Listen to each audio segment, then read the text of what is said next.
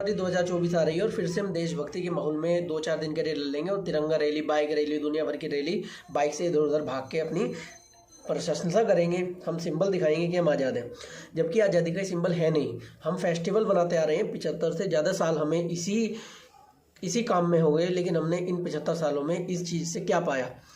जबकि इस देश में असली उद्देश्य लोगों को बताना चाहिए कि हम आज़ाद हुए थे। तो गणतंत्र दिवस बनाने का कारण ये है कि हम आज़ाद हुए, और जिस दिन हम लोगों के से आज़ाद हुए, हम उस दिन ढोल नगाड़े के साथ लोगों को बताते हैं, हम नाचते हैं उस दिन कि हम आज़ाद हुए, जबकि ये हमारा अधिकार था और हम गुलाम थे। उसकी वजह लोगों को बतानी चाहिए इन त्योहारों पे जो हम मनाते हैं कि हम किस वजह से गुलाम थे, ताकि हमारा जो आने वाली पीढ़ी है और जो वर्तमान भविष्य है, वो भविष्य ऐसी दोबारा वो गलतियां ना करें, इतिहास ना दोहराएं, जिससे हम दोबारा इसी कारण में दोबारा विवश में फंस जाएं, विसी सर्किल में फंस जाएं।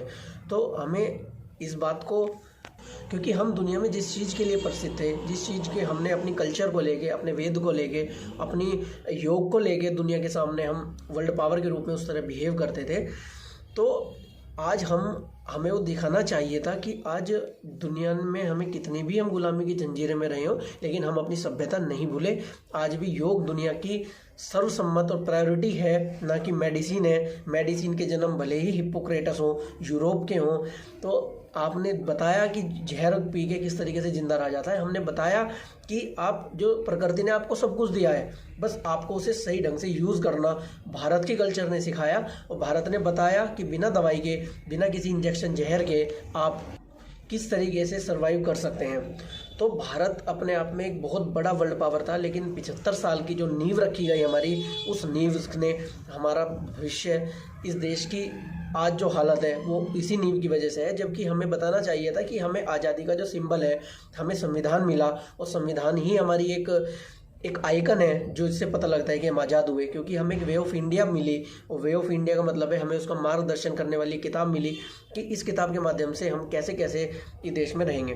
तो इसके बारे में ज़रूर जानकारी होनी चाहिए कि आपको एक अधिकार तो है, अधिकार के साथ साथ आपके कर्तव्य भी हैं, क्योंकि आप अपने अधिकारों के बिना और नहीं रह सकते, ये सबको पता है। लेकिन बिना कर्तव्यों के भी आप अधिकारों की मांग नहीं कर सकते, ये भी सबको पता होना चाहिए। क्योंकि आप दुनिया में जापान देखोगे, 1948 में फिर खड़ा हुआ, और उसके बाद जापान ने दिखा दिया कि जापान क्या है। तो भारत ने भी कुछ ऐसी लोगों के सामने, क्योंकि जब हम ऐसे फेस्टिवल की तरह बनाते हैं 1947, 1950, 26 जनवरी, तो दुनिया हमारे बारे में क्या सोचती होगी कि मूर्ख लोग पहले गुलाम थे, कई सौ साल गुलाम रहे, और उसके बाद मिठाइयाँ खा रहे हैं, रैलियाँ निकाल रहे हैं।